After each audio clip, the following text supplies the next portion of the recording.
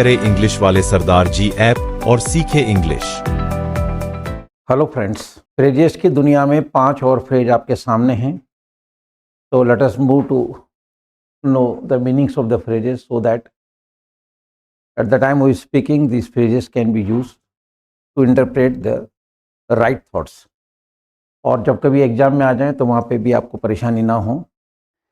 Phrase की दुनिया बहुत लंबी है, लेकिन मैंने वो फ्रेजेस सेलेक्ट किए हैं जो कॉम्पिटिटिव एग्जाम्स में पूछे गए हैं, और कुछ ऐसे फ्रेजेज हैं जो रूटीन लैंग्वेज में रोज काम आते हैं।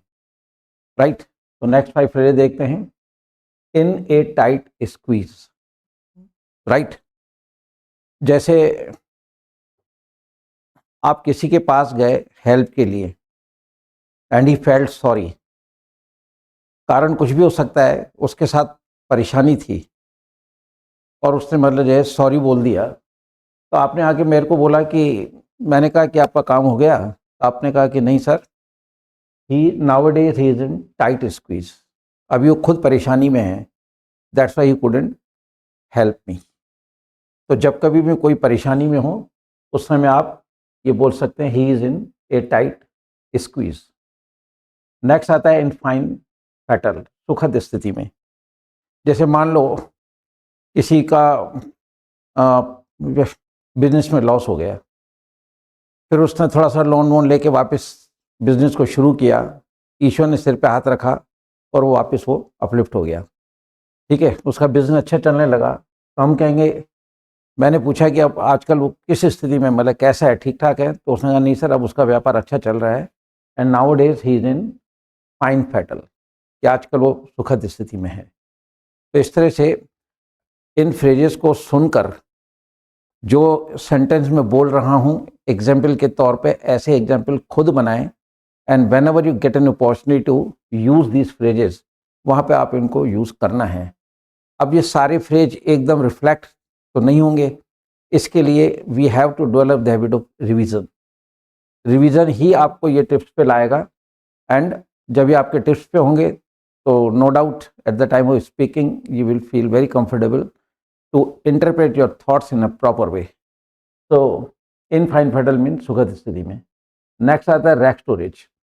कई व्यक्ति हैं जो डाउन टू अर्थ चलते हैं और नीचे से आके और ऊपर तक जाते हैं, मेहनत करते हैं, फिर दुनिया में नाम कमाते हैं।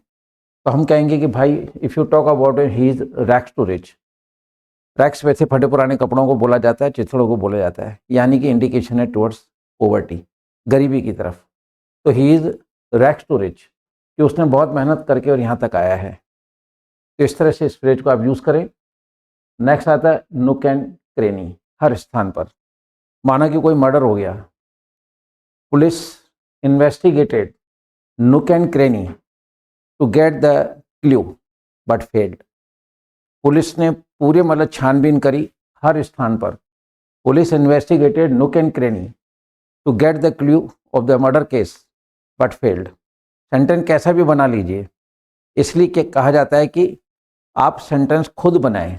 जब एक फ्रेज के पर खुद सेंटेंस बनाएंगे तो दिमाग चलेगा, वरना लोगों को सुनते रहोगे। I was this is the only reason, चाहे मेरी ऑफलाइन क्लास हो चाहे मेरी ऑनलाइन क्लास हो, मैं पढ़ाकर छोड़ने में बिलीव नहीं करता। आप मेरे ऐप पे जाकर 15 डेज़ की अगर फ्री क्लास देखते हैं तो वहाँ पे हर टेंस की मैंने प्रैक्टिस कराई है। जो भी टॉपिक पढ़ाए गए हैं पूरे फुल कोर्स के अंदर ग्रामर के हर टॉपिक को पढ़ा के नहीं छोड़ा है, बल्कि साथ में एक लंबी प्रैक्टिस कराई है। Because as you know well, नहीं जानते हैं तो मैंने number of times I have told that practice never makes a man perfect, perfect practice makes a man perfect. तो रिवीजन की आदत डाल देंगे तो जाहिर है कि ये सब टिप्स पे रहेंगे ही रहेंगे, और आप अच्छे फ्रेजेस को यूज़ करके और अपनी एक इन्फ्लुएंस लैंग्वेज यूज़ करें और इन्फ्लुएंस बोल सकते हैं। तो rack storage, nook and cranny. Next आता है प्रॉमिस द मून। ठीक है, प्रॉमिस द मून एविएशन में वादे करना। लोग हैं झूठे वादे करते हैं, झूठे वादे को हम फेक भी बोलते हैं। हॉक्स एक वर्ड होता है HOA, हॉक्स प्रॉमिस भी कहा जा सकता है। Fake promise, hoax promise. Phrase है प्रॉमिस द मून। देखिए, I never promise the moon unless I am sure. मैं कभी एविएशन में वादे नहीं करता हूँ जब तक मैं खुद श्योर नहीं हो जाता हूँ कि मैं आपकी हेल्प कर पाऊंगा, whether I will be in the position to help you or not. By then I never promise the moon, मैं ऐसे वादे नहीं करता हूँ। तो फ्रेंड्स, इन फ्रेजेस को आप मतलब जो देख रहे हैं, इनको मेरा वीडियोस देखें, उनको सुने और सुनकर और इसी तरह से सेंटेंस बनाएं। जब सेंटेंस बनाएंगे तब जाके आपका माइंड काम करेगा और आप इस तरह के सेंटेंस बनाएंगे। हिंदी के सेंटेंस बनाने के अंदर भी प्रॉब्लम होती है, राइट। तो मैं ये चाहूँगा कि इनको केवल सुन के और छोड़ना नहीं है, इनको माइंड में रखिए। And whenever you get an opportunity, जब कभी ऐसा मौका मिले तो राइट प्लेस पे राइट फ्रेज यूज़ करें, ठीक है। ये आपकी पर्सनैलिटी में ग्लैमर ऐड करेगा। So with these words, I should say goodbye to all of you. Jai Hind.